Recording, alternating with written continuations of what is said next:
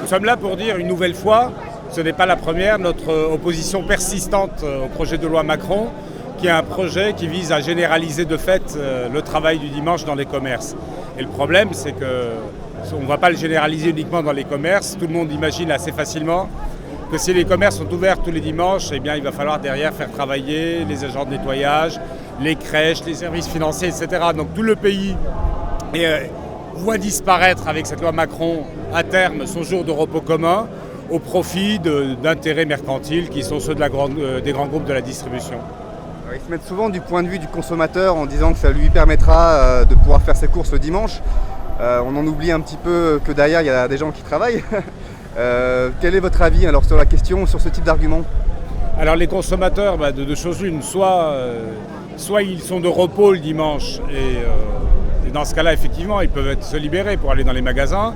Soit, comme malheureusement c'est en train de se dessiner, ils vont devoir travailler à leur tour. Parce que comme je vous le disais, si les magasins ouvrent, d'autres devront travailler aussi.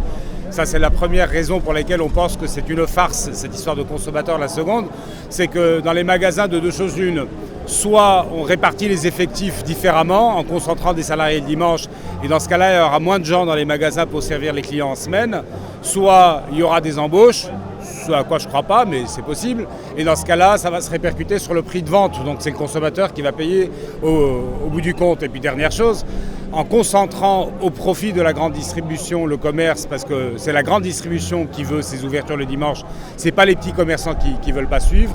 On est en train de concentrer le commerce de façon encore plus exagérée qu'aujourd'hui.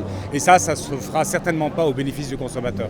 Alors, souvent, ils disent que c'est un certain nombre de dimanches par an.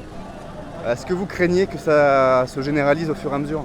Alors les 12 dimanches, c'est l'effet d'affichage de la loi. En fait, la loi est beaucoup plus dangereuse que ça puisqu'elle crée de multiples zones de dérogation permanente. La zone touristique internationale, la zone touristique simple, purement gauloise, et les zones à fort potentiel commercial. Alors généralement, quand vous ouvrez une boutique, c'est que vous pensez qu'il y a du potentiel commercial. Sinon, vous ne l'ouvrez pas. Vous voyez que les critères prévus par la loi sont suffisamment larges pour que tout le monde puisse à terme ouvrir le dimanche. Quel est votre avis sur le 49.3 alors, qui va être utilisé aujourd'hui? Alors c'est amusant quand même de voir ceux qui ont historiquement combattu la constitution de la Ve République, en particulier le 49.3. François Mitterrand avait parlé du coup d'État permanent. Les mêmes aujourd'hui se servir de ce 49.3 pour la deuxième fois de suite sur le même projet, comme si c'est devenu même une habitude pour Manuel Valls maintenant, c'est quelque chose de tout à fait naturel d'utiliser le 49.3.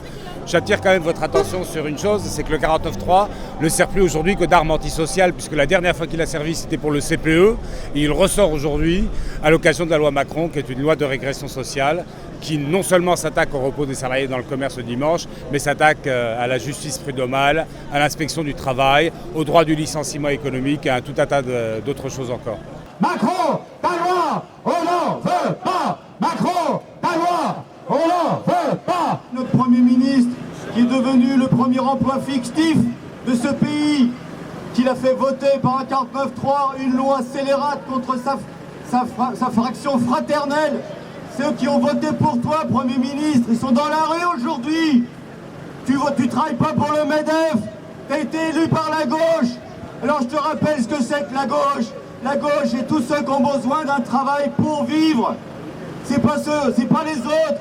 Les autres, c'est la droite. C'est ceux qui ont besoin de votre travail, de mon travail, de ton travail pour vivre. Tu es en train de faire le boulot du MEDEF. Tu te trompes de camp. Que le gouvernement soit déterminé à le faire passer, c'est pas une surprise. On va pas faire les naïfs, ça fait longtemps que les politiques menées par le Parti Socialiste répondent pas aux intérêts des salariés, et bien au contraire répondent plutôt à celles du patronat. Donc on va pas faire les surpris aujourd'hui.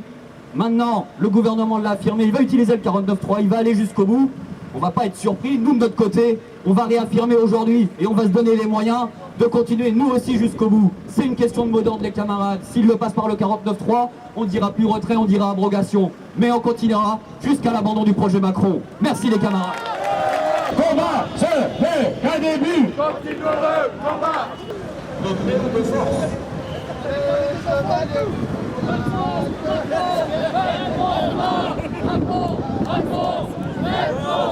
Il y en a plus, on n'en veut pas. C'est